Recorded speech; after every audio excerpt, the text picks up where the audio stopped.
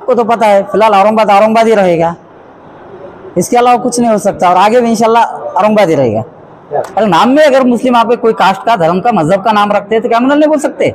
ये सिर्फ लोगों को छूटा बनाने के लिए बोलते हैं जय भीम जय भीम। अगर सही बाबा साहब के आरक्षण की वजह से कैंडिडेट देते हैं, वो चाहे बीजेपी हो, बीजेपी के पास मुस्लिम को आज तक कैंडिडेट दिया है बीजेपी ने कभी? हमदार खासदार यही एमआईएम है, दोनों चचेरे भाई मौसेरे भाई है, चोर चोर।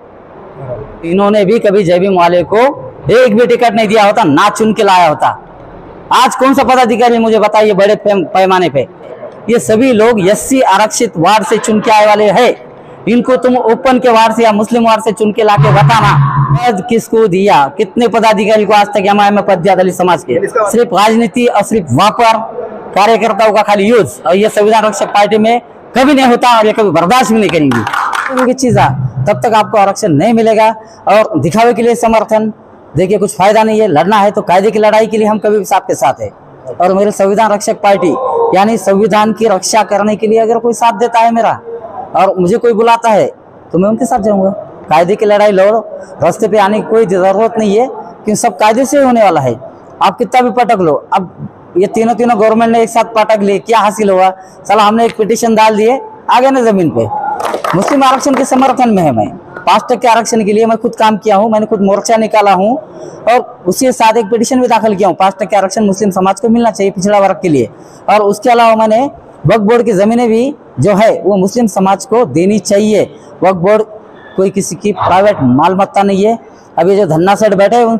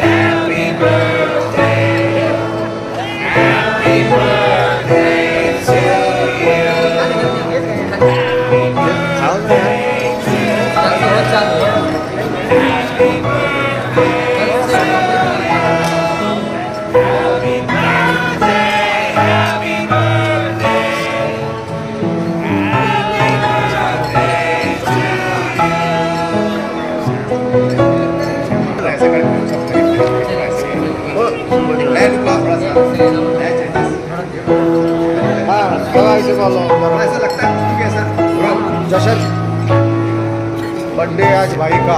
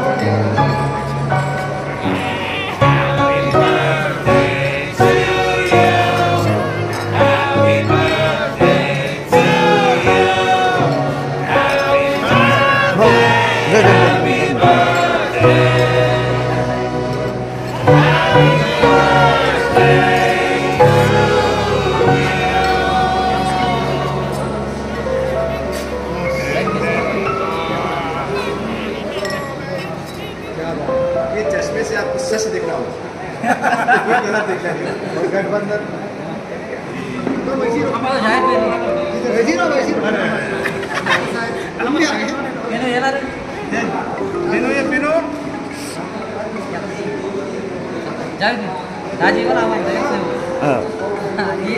आज शहर के वातावरण देखते हुए, आज की राजनीति देखते हुए क्या कहेंगे आज शुभ अवसर पर? आज शुभ अवसर पे मैं तो किसी को बुरा नहीं कहूँगा, पहली बात सभी के लिए अच्छा कहूँगा। और आज ये मेरा जो जन्मदिन मनाने का मकसद ये था कि जो भी कार्यकर्ता है मेरे, इनसे मेरा कांटेक्ट नहीं हो पाता है। मैं पूरे महाराष्ट्र और मराठवाड़ा दौरे पे कंटिन्यू रहता हूँ।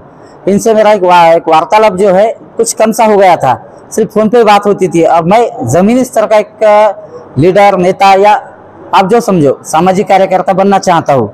इसीलिए मैं सभी के साथ एक स्नेह सम्मेलन और सबसे आपसी दिली मजबूती बनाने के लिए एक बर्थडे का मौका साथ के सबसे वार्तालाप करने के लिए एक प्रोग्राम रखा हूँ छोटा सा। सर, मैंने कई आपके प्रोग्राम को कवर किया हूँ और आज के मौजूदा हालात में मराठा आरक्षण और मुस्लिम आरक्षण, और आपने देखा है कि आपने मुस्लिम समाज के लिए बहुत जोरदार आवाज उठाई। बिल्कुल, ये आपको बहुत बड़ा गर्व हासिल है। सर, आज क्या कहेंगे आज खुशी के मौके पे, यानी आज कुछ संदेश आपकी तरफ से कि आपके पार्टी की ओर से किस तरह का समर्थन रहेगा, किस तरह का संदेश रहेगा, किस तरह का सपोर्ट रहेगा? मैं तो ये कहना चाहता हूँ, देखो पहले आघाड़ी सरकार थी, उसके पहले बीजेपी सेना की सरकार थी। ये दोनों गवर्नमेंट ने जैसे धनगर, मुस्लिम और मराठा, इन तीनों समाज को एक चॉकलेट दिया गया था कि भाई हम इनको आरक्षण देंगे। अभी तीनों को सत्ता दी है ये समाजों ने, अभी तक कुछ निष्कर्ष पे नहीं गए, ना ही इनके हाथ में कुछ है, क्योंकि ये कायदे के बाह्य है, नियम बाह्य कोई चीज इनको अधिकार ही नहीं देने का। जैसे कि औरंगाबाद का नाम इन्होंने तब्दील कर दिए थे, ये भी नियम बाह्य था, ये कुछ नहीं कर पाए। आरक्षण का भी चॉकलेट दिए, कुछ नहीं कर पाए। और मैं ये चाहता हूँ कि जब तक संविधान का संशोधन नहीं होगा फर्स्ट, या संविधान की जो आरक्षण की मर्यादा है वो जब तक नहीं बढ़ाई जाएगी, कोई भी समाज ने ये ध्यान में रखना, ये जब तक नहीं होगी चीज़ा तब तक आपको आरक्षण नहीं मिलेगा। और दिखावे के लिए समर्थन देखिए कुछ फायदा नहीं है। लड़ना है तो कायदे की लड़ाई के लिए हम कभी भी आपके साथ है। सर, आज इंडिया का नाम भारत रखा जा रहा है, ये सरकार के इस कदम को कैसे देखते हैं? नहीं, Bharat that is India, this is samvidhan first article and first line, India that is Bharat.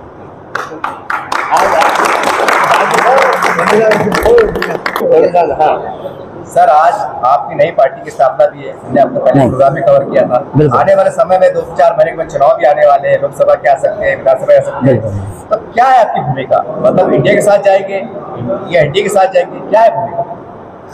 Sir ये तो वक्त तय करेगा।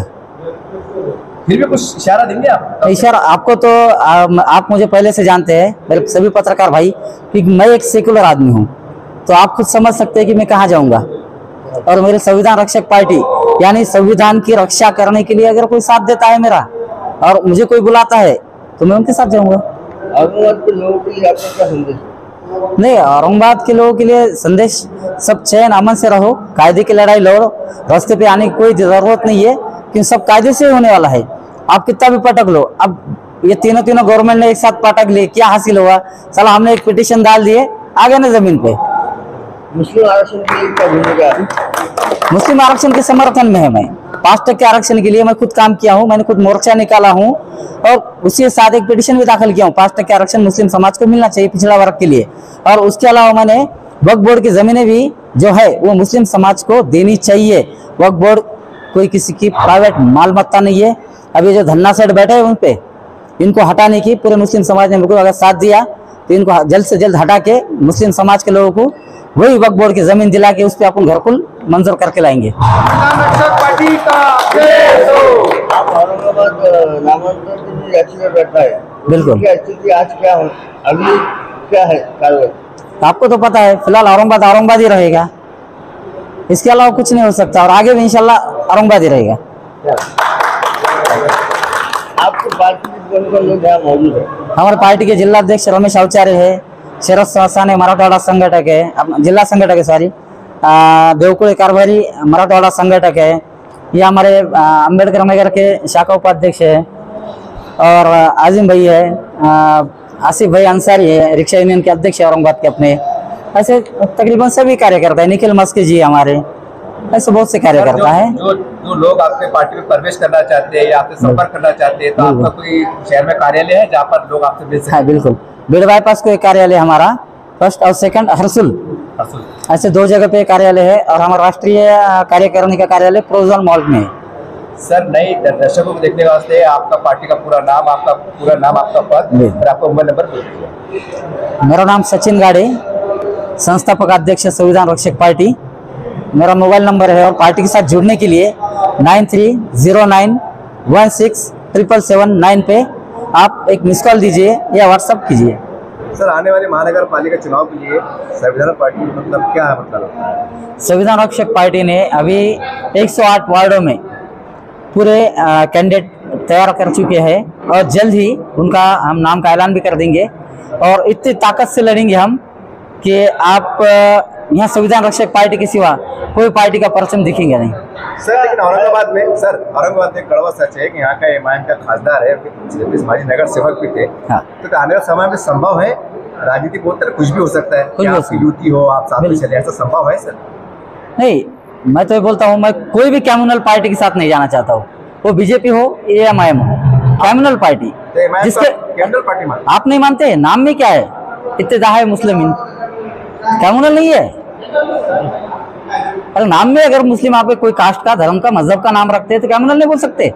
ये सिर्फ लोगों को छूटा बनाने के लिए बोलते हैं जय भीम जय भीम। अगर सही इनके पास जय भीम है तो कितने कार्यकर्ता, कितने पदाधिकारी मुझे बताया जाए। जय भीम के कितने लोग हैं इनकी पार्टी में और किन लोगों का क्या फायदा करा ये बताया जाए। सर, मेरा एक सर्वे रहा है, उन्होंने कई 10-12 बुद्ध विहार पूरे जिले के अंदर बनाने का काम किया है। कौन से बुद्धवार में जाके आज तक उन्हें माथा टेके बताया मुझे? सर, मुस्लिम समाज के माथा का टेक। अरे भाई, दलित जो फंड आता है निधि, इनके बाप को भी खर्चना है। ये हमारे बाप ने ऐसे तरतुल करके रखा है। इन दलित बस्ती सुधार का फंड इनको देना ही देना है, वो खासदार हो, आमदार हो या नगर सेवक हो या ग्राम पंचायत का सरपंच हो, ये देना ही देना है। और हमारे जो कैंडिडेट एससी के आते हैं, इनको जरूरत है एससी के लोगों की, इसलिए चुनाव को उनको खड़े करते हैं और उनके नाम खाली बाबा साहब के आरक्षण की वजह से कैंडिडेट देते हैं। वो चाहे बीजेपी हो, बीजेपी के पास मुस्लिम को आज तक कैंडिडेट दिया है बीजेपी ने कभी? आमदार खासदार यही एमआईएम है, दोनों चचेरे भाई मौसेरे भाई है, चोर चोर। अगर इनको बाबा साहब के आरक्षण की जरूरत नहीं होती तो इन्होंने भी कभी जय भीम वाले को एक भी टिकट नहीं दिया होता, ना चुन के लाया होता। आज कौन सा पदाधिकारी मुझे बताइए बड़े पैमाने पे क्या उसका लाभ किया गया? आज तक किसको उठाया एमआईएम ने या भाजपा ने? एक नाम बताना। चलो मैं वही बता रहा हूँ आपको, ये जो भी आप नाम चुनवा रहे हैं, ये सभी लोग एससी आरक्षित वार्ड से चुन के आए वाले हैं। इनको तुम ओपन के वार्ड से या मुस्लिम वार्ड से चुन के लाके बताना, क्योंकि वहाँ एससी का ही कैंडिडेट है, देना ही देना जरूरी है, क्योंकि वहाँ दूसरा कैंडिडेट खड़ा नहीं रह सकता है ना। आज ढगे है, कल कोई और होगा, परसों कोई और होगा, तो इसके अलावा चारा ही नहीं है ना आपको। लेकिन सर, अवैसी साहब और एफटीआई साहब तो खुलेआम कहते हैं कि हम अल्पसंख्यक समाज, पिछड़ा समाज, दलित समाज, हम सबके लिए लड़ रहे हैं। तो मुझे आप ये बताइए साहब, कितने पदाधिकारी है आपके पास दलित समाज के बड़े इस पे अहदे पे? हाँ, आपके 17 उठाने को 50 होंगे, ये नहीं बोलता नहीं मैं, पर आपके पद किसको दिया? कितने पदाधिकारी को आज तक एमआईएम में पद दिया दलित समाज के? इसका मतलब ये आप ये कहना चाह रहे, खुला आरोप सिर्फ वापर होता है, राजनीति चल रही है, सिर्फ राजनीति और सिर्फ वापर, कार्यकर्ताओं का खाली यूज, और ये संविधान रक्षक पार्टी में कभी नहीं होता और ये कभी बर्दाश्त भी नहीं करेंगी। संविधान रक्षक पार्टीचे अध्यक्ष सचिन, संस्थापक अध्यक्ष सचिन गाडे यांच्या वाढदिवसानिमित्त माजी नगरसेवक नात्याने त्यांना हार्दिक हार्दिक हार्दिक शुभेच्छा देतो। प्रकाश खंदारे। संविधान रक्षक पार्टीचे संस्थापक अध्यक्ष सचिनजी गाडे यांना वाढदिवसाच्या माझ्याकडून हार्दिक हार्दिक शुभेच्छा आणि पुढील सामाजिक कार्य त्यांच्या हातून घडो अशी तथागत चरणी मी प्रार्थना करतो आणि त्यांना दीर्घायुष्य लाभो अशी मी सदिच्छा व्यक्त करतो।